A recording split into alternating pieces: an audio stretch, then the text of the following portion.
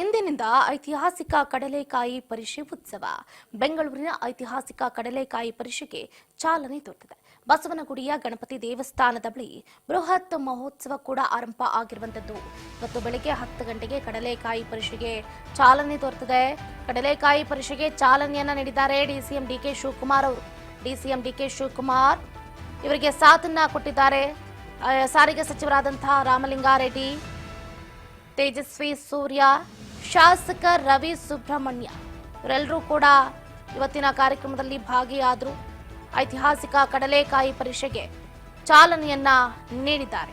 ಒಂದು ಕಡೆ ನಮ್ಮ ಕರ್ನಾಟಕದ, ಅದರಲ್ಲೂ ಮುಖ್ಯವಾಗಿ ನಮ್ಮ ಹೆಮ್ಮೆಯ ಸಂಸ್ಕೃತಿ ಅಂತಾನೆ ಹೇಳಬಹುದು. ತಲತಲಾಂತರದಿಂದಲೂ ಕೂಡ ಈ ರೀತಿಯಾದಂತಹ ಒಂದು ಉತ್ಸವಗಳನ್ನ ಅಥವಾ ಪರಿಷೆಗಳನ್ನ ಮಾಡಿಕೊಂಡು ಬರ್ತಾ ಇದ್ದೀವಿ. ಜನರು ಕೂಡ ಈ ರೀತಿಯಾದಂತಹ ಜಾತ್ರೆಗಳಿಗೆ, ಉತ್ಸವಗಳಿಗೆ ಬಹಳ ಉತ್ಸಾಹಕರಾಗಿರ್ತಾರೆ ಅಂತಾನೆ ಹೇಳಬಹುದು. ಈ ರೀತಿಯಾದಂತಹ ಒಂದು ಉತ್ಸವಗಳಿಗೆ, ಜಾತ್ರೆಗಳಿಗೆ ಎಲ್ಲರೂ ಕೂಡ ಮನಸೋಲ್ತಾರೆ. ಅದರಲ್ಲೂ ಮೊನ್ನೆ ಅಷ್ಟೇ ಮಲ್ಲೇಶ್ವರಂನಲ್ಲಿ ಕೂಡ ಕಡಲೆಕಾಯಿ ಪರಿಷೆ ಆಯಿತು. ಅದಕ್ಕೂ ಕೂಡ ಬಹಳ ದೊಡ್ಡ ಮಟ್ಟದಲ್ಲಿ ರೆಸ್ಪಾನ್ಸ್ ಕೂಡ ಸಿಕ್ತು. ಈಗ ಬಸವನಗುಡಿಯ ಕಡಲೆಕಾಯಿ ಪರಿಷೆಗೆ ಇವತ್ತು ಚಾಲನೆ ದೊರೆತಿದೆ. ಬೆಂಗಳೂರಿನ ಐತಿಹಾಸಿಕ ಕಡಲೆಕಾಯಿ ಪರಿಷೆಗೆ ಹೋಗೋದಕ್ಕೆ ಈಗಾಗಲೇ ಸಾಕಷ್ಟು ಜನರು ಕಾತುರದಿಂದ ಕಾಯ್ತಾ ಇದ್ದಾರೆ. ಬಸವನಗುಡಿಯ ಗಣಪತಿ ದೇವಸ್ಥಾನವನ್ನ ನೋಡೋದೇ ಒಂದು ರೀತಿ ಕಣ್ಣಿಗೆ ಹಬ್ಬ ಅಂತಾನೆ ಹೇಳಬಹುದು.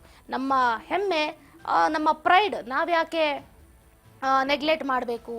ದಿನದಲ್ಲಿ ಅಟ್ಲೀಸ್ಟ್ ಒಂದು 2 hours ಆದರೂ ಸ್ಪೆಂಡ್ ಮಾಡ್ಬೋದು. ಹೋಗಿ ದೇವಸ್ಥಾನಗಳಿಗೆ, ಅಲ್ಲಿರುವಂತಹ ಜಾತ್ರೆಯನ್ನು ನೋಡೋದು, ಉತ್ಸವಗಳನ್ನು ನೋಡ್ಕೊಂಡು ಬರೋದು, ಹೋಗೋಣ ಅಂತ ಎಲ್ಲರೂ ಕೂಡ ಈಗ ಅಲ್ಲಿ ವೈಟ್ ಮಾಡ್ತಿರ್ತಾರೆ. ನೋಡಿ, ಇವತ್ತು ಬೆಳಿಗ್ಗೆ 10 ಗಂಟೆಗೆ ಚಾಲನೆ ದೊರೆತಿದೆ. ಡಿಸಿಎಂ ಡಿಕೆ ಶಿವಕುಮಾರ್, ರಾಮಲಿಂಗಾರೆಡ್ಡಿ, ತೇಜಸ್ವಿ ಸೂರ್ಯ ಸೇರಿದಂತೆ ರವಿ ಸುಬ್ರಹ್ಮಣ್ಯ ಅವರು ಇವತ್ತು ಚಾಲನೆಯನ್ನು ಕೊಟ್ಟಿದ್ದಾರೆ.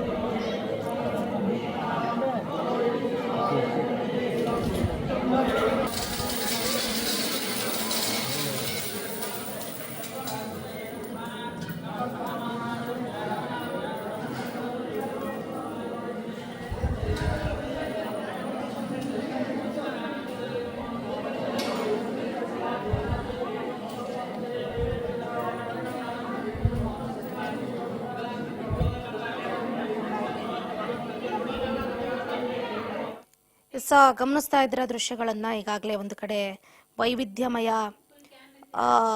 ಕಡಲೆಕಾಯಿ ಪರಿಷೆಗೆ ಇವತ್ತು ವಿದ್ಯುಕ್ತವಾಗಿ ಚಾಲನೆ ದೊರೆತಿದೆ.